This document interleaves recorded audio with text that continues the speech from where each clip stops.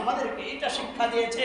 মদিনাওয়ালার শিক্ষা হলো মুমিন মুসলমান যখন বিপদে পড়ে যাবে, যখন সে কোনো প্রকারের বিপদে পড়ে যাবে, তখন সে সাহায্য চাবে আল্লাহর কাছে। কার কাছে চাবে?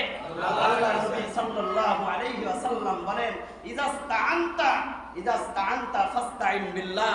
যখন তুমি সাহায্য চাবে তখন তুমি আল্লাহর কাছে সাহায্য চাবে। অথচ আমরা সাহায্য চাই, যদি কোনো সমস্যায় পড়ে যাই সর্বপ্রথম নেতার কাছে চলে যাই, থানার পর্যায়ে হলে উকিল ধরতে চলে যায়, ওসির কাছে চলে যায়।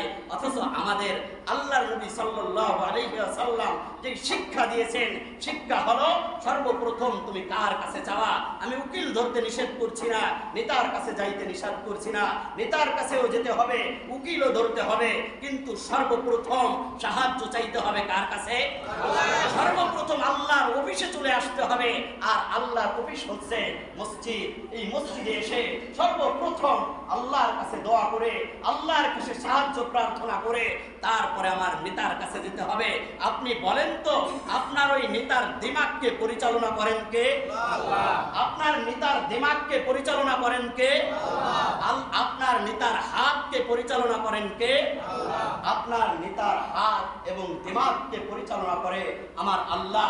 এজন্য আল্লাহ পাক রব্বুল আলামিন নিজেই বলেছেন, ইস্তাঈনু বিস-সাবরি ওয়াস-সালাহ।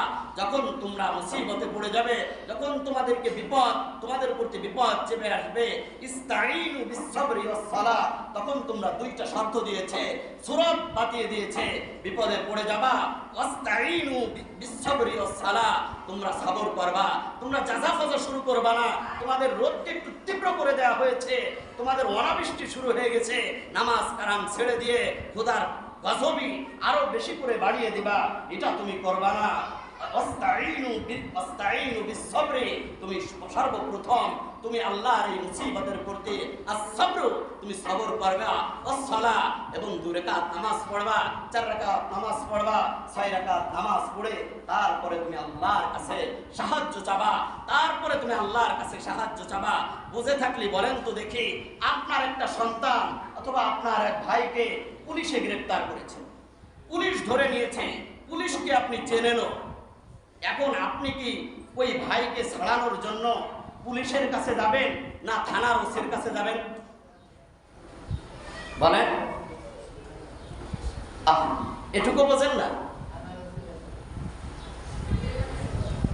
পুলিশকে আপনি চেনেন, পুলিশ আপনার বাসার থেকে আপনার ভাইকে উঠায় নিয়ে গেছে, ধরে নিয়ে গেছে, আপনি কি আপনার ভাইকে ছাড়ানোর জন্য পুলিশের কাছে যাবেন না ওসির কাছে যাবেন? সবাই এক বাক্যে বলেন, কার কাছে যাবেন? কেন ওসির কাছে যাবেন? কারণ আপনি জানেন যে ওসি যদি আমার প্রতি সন্তুষ্ট থাকে, ওসিকে যদি আমি ম্যানেজ করতে পারি, পুরো থানা আমার ম্যানেজ হয়ে যাবে। ওসিকে যদি আমি ম্যানেজ করতে পারি, তাহলে সমস্ত সদস্য যারা রয়েছে, সমস্ত পুলিশ যারা রয়েছে, এসআই যারা রয়েছে, সব আমার পক্ষে হয়ে যাবে, আমার ভাইকে ছেড়ে দেবে।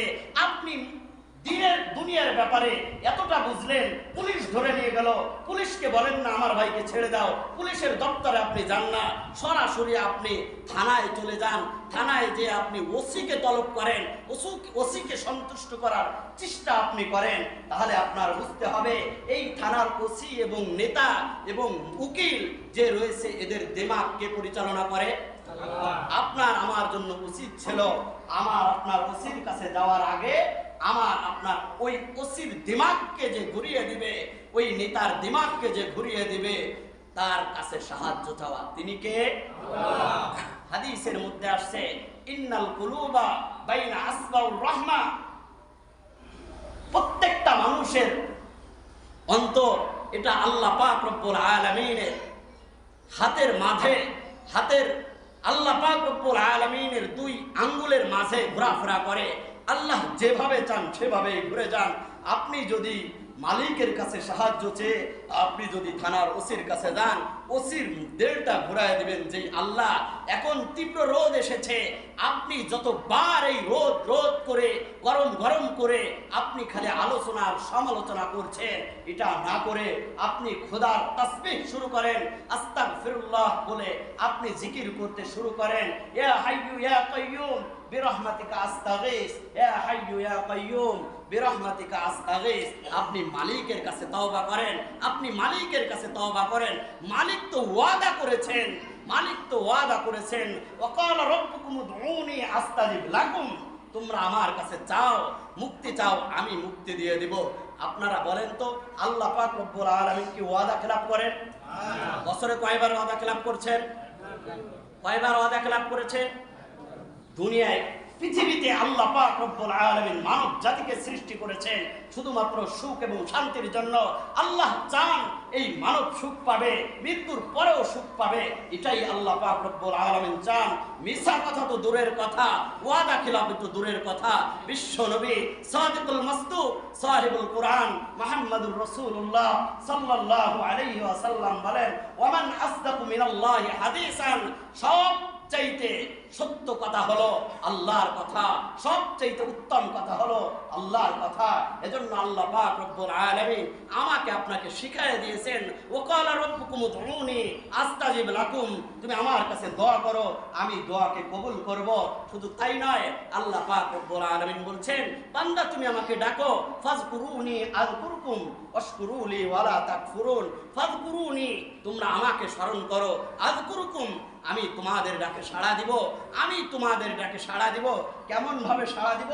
আল্লাহর নবী বলেন, মান আতা মাশিয়ান ফাআতাইতুহু সাইয়ান, যদি কোনো বান্দা আল্লাহ পাক রব্বুল আলামিনের দিকে হেঁটে হেঁটে অগ্রসর হয়, আল্লাহর মসজিদের দিকে হেঁটে হেঁটে অগ্রসর হয়, মাহফিলের প্যান্ডেলের দিকে হেঁটে হেঁটে অগ্রসর হয়, ওলামা ইকরামের কাছে ইসলার জন্য নিজের তাজকিয়ার জন্য হেঁটে হেঁটে অগ্রসর হয়, মান আতা মাশিয়ান ফাআতাইতু সাইয়ান, আল্লাহর নবী বলেন, তুমি হেঁটে অগ্রসর হবা, সরাসরি আল্লাহর রহমত তোমার কাছে দৌড়ায় দৌড়ায় অগ্রসর হবে। সুবহানাল্লাহ। শুধু তাই নয়, হাদিসের শেষ অংশে আল্লাহর নবী বলেন, ইজাল আব্দু ফাতাররাকা শিবরান, যখন